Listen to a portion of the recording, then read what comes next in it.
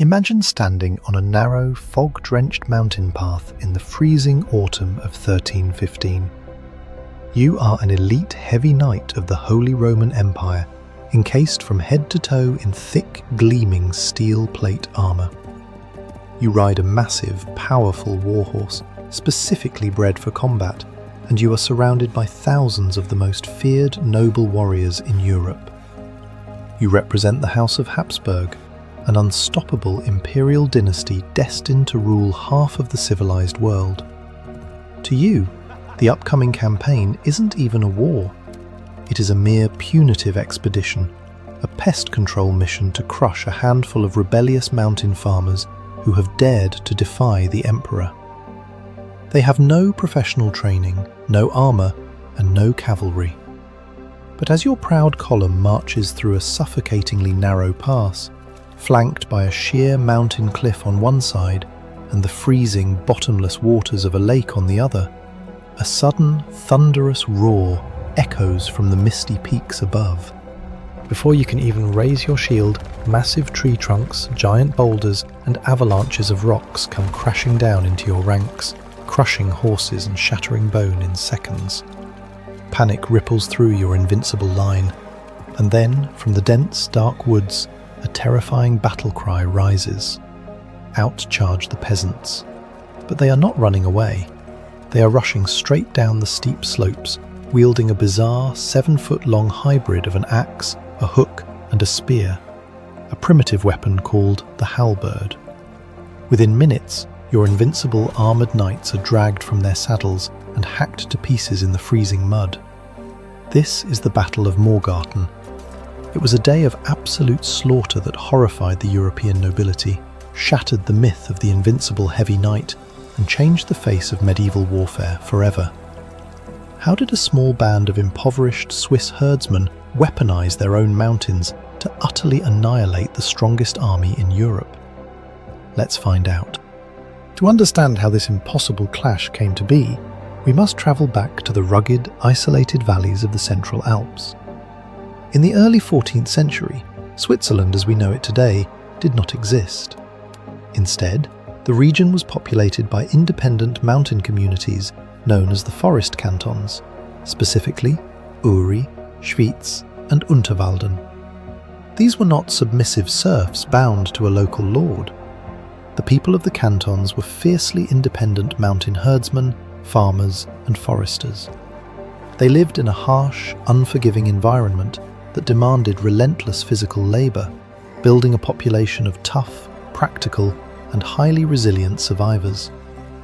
Because of their strategic location, controlling the vital Gotthard Pass, the wealthiest trade route connecting northern Europe to Italy, these mountain folk had managed to secure a rare privilege: imperial immediacy. This meant they answered only to the Holy Roman Emperor himself, bypassing the greedy local feudal lords who desperately wanted to tax and control them. But their fragile freedom was suddenly threatened by the meteoric rise of the House of Habsburg. The Habsburgs were an ambitious, intensely aggressive noble family based in neighbouring Austria. They viewed the independent-minded Swiss peasants not as free men, but as rebellious squatters occupying valuable imperial land. Tensions reached a boiling point in 1314 when a bitter dispute over pasture lands and borders erupted between the people of Schwyz and the nearby Benedictine Abbey of Einsiedeln, which was under the direct protection of the Habsburgs. In a daring act of open defiance, a heavily armed band of Swiss peasants raided the wealthy abbey, driving off the monks and plundering their supplies. For the proud Habsburg Duke, Leopold I, this was the absolute last straw. This was no longer a minor border dispute. It was an intolerable insult to his family's honour. Leopold was a highly capable, aggressive military commander who had spent his life fighting in major European wars. He decided he would not just punish the Swiss, he would utterly break them. He began assembling a massive, overwhelming invasion force designed to crush the forest cantons once and for all, showing the entire Holy Roman Empire what happened to peasants who forgot their place. As news of the approaching Habsburg juggernaut reached the valleys of Schwyz, The Swiss leaders knew they were facing an existential catastrophe. Duke Leopold was marching with an army of roughly 9,000 professional soldiers, including up to 2,000 heavily armoured noble knights. In the early 14th century, the heavy cavalry knight was the undisputed monarch of the battlefield, the medieval equivalent of a modern main battle tank. No infantry force in the world, let alone a disorganised militia of farmers, had ever successfully stood against a massed cavalry charge on an open field. The Swiss could not match the Imperial army in numbers, armour or training. They had no horses, no professional soldiers, and very few bows or crossbows. But they possessed two crucial advantages: a deep, intimate knowledge of their mountainous terrain and a revolutionary, terrifying new weapon. Most medieval peasants fought with simple pitchforks, clubs, or hunting spears. But the Swiss had developed a weapon specifically designed to equalize the massive disparity between an unarmored foot soldier and an armored knight on horseback: the halberd. The halberd was a brutal, multifunctional piece of engineering. At the top of a 7-foot ash wood shaft sat a heavy, broad axe blade designed to cleave through thick steel armour and split helmets with a single swing. On the opposite side of the axe was a sharp, curved hook, specifically designed to catch the seams of a knight's armour and drag him violently from his horse. And at the very tip was a long, narrow spike for thrusting into the gaps of a fallen warrior's visor or neck guard. The halberd was cheap to manufacture, incredibly durable, and in the hands of a physically powerful mountain woodcutter, it was a weapon of pure, unadulterated terror. But a weapon is only as good as the strategy behind it. The Swiss knew that if they fought Leopold on flat ground, they would be trampled and slaughtered. To win, they had to force the Imperial army to fight on Swiss terms. They had to transform the natural geography of their homeland into a massive, inescapable killing zone. In November 1315, Duke Leopold's massive, glittering army began its march into the territory of Schwyz. Leopold was supremely confident, so much so that his baggage train carried cartloads of ropes specifically brought to hang the rebellious Swiss leaders. He anticipated a quick, glorious victory. To bypass the heavy fortifications the Swiss had built on the main roads, Leopold decided to take a lesser-known, highly restrictive route through the Morgarten pass, marching along the narrow eastern shore of Lake Egeria. It was a cold, misty morning on November 15th when the Imperial column entered the pass. The road was barely wide enough for two horses to ride abreast. On the knight's left hand rose the steep, heavily forested slopes of Mount Haselmatt. On their right hand was the marshy, freezing edge of Lake Egeria. The long, winding column of 9,000 men, stretched out for over a mile, was completely bottlenecked, unable to deploy into a proper battle formation. They were blind, trapped in a geographic corridor, and they had absolutely no idea that the Swiss were watching their every move from the heights. At the narrowest point of the pass, the Swiss vanguard, a force of just 300 elite warriors, unleashed the trap. Suddenly, the silent mountain air was shattered by the sound of rolling thunder. From the crest of Mount Haselmatt, the Swiss rolled massive boulders, heavy tree trunks, and avalanches of rocks directly down into the packed Imperial column. The impact was devastating. Boulders smashed into horses and armour, instantly killing men and creating a horrific barrier of broken flesh and wood that blocked the road ahead and behind. The horses, terrified by the noise and the falling debris, began to rear and panic, trampling the infantry behind them.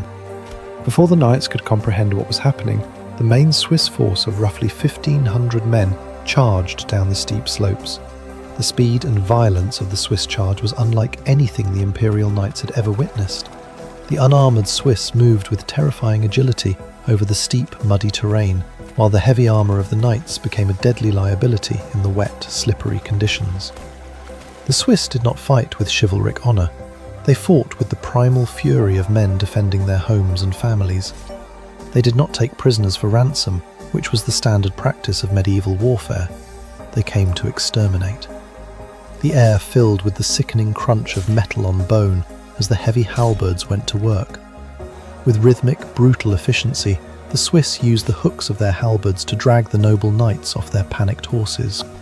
Once on the muddy ground, a knight encased in 60 pounds of steel was practically helpless, unable to stand quickly in the deep mud. The Swiss woodcutters simply stepped forward and swung their heavy axe blades, splitting helmets and cleaving through shoulder plates. The narrow pass quickly transformed into a claustrophobic slaughterhouse. The Imperial army was too tightly packed to swing their swords or deploy their lances.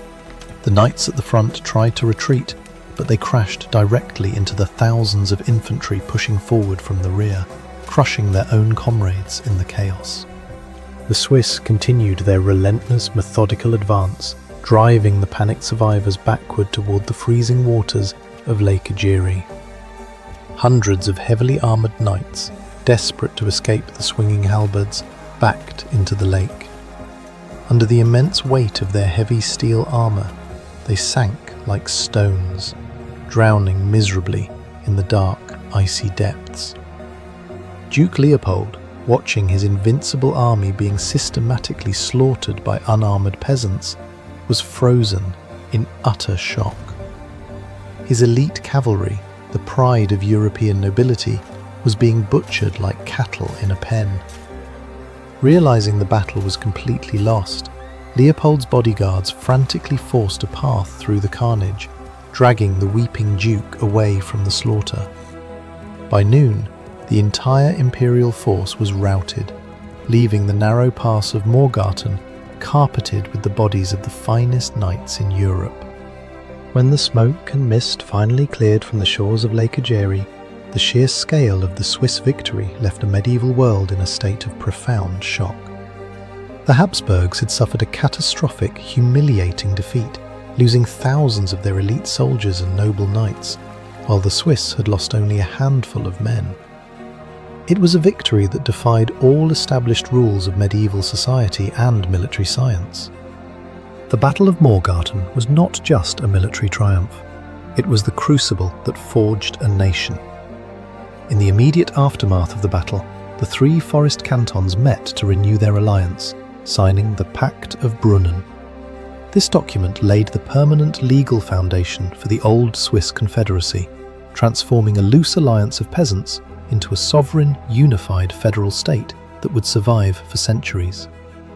Morgarten also sent shockwaves through the military academies and royal courts of Europe. It proved to the world that disciplined, highly motivated infantry, weaponizing terrain and utilizing specialized weapons, could utterly destroy the most formidable cavalry forces. The halberd, once a humble farming tool, became the symbol of Swiss freedom and military dominance. Over the next 2 centuries, the Swiss would refine this defensive strategy, evolving into the most feared mercenary infantry in the world. Their legendary pike squares and halberd formations would dominate European battlefields, hired by kings and popes who realized that the only force capable of stopping a Swiss army was another Swiss army.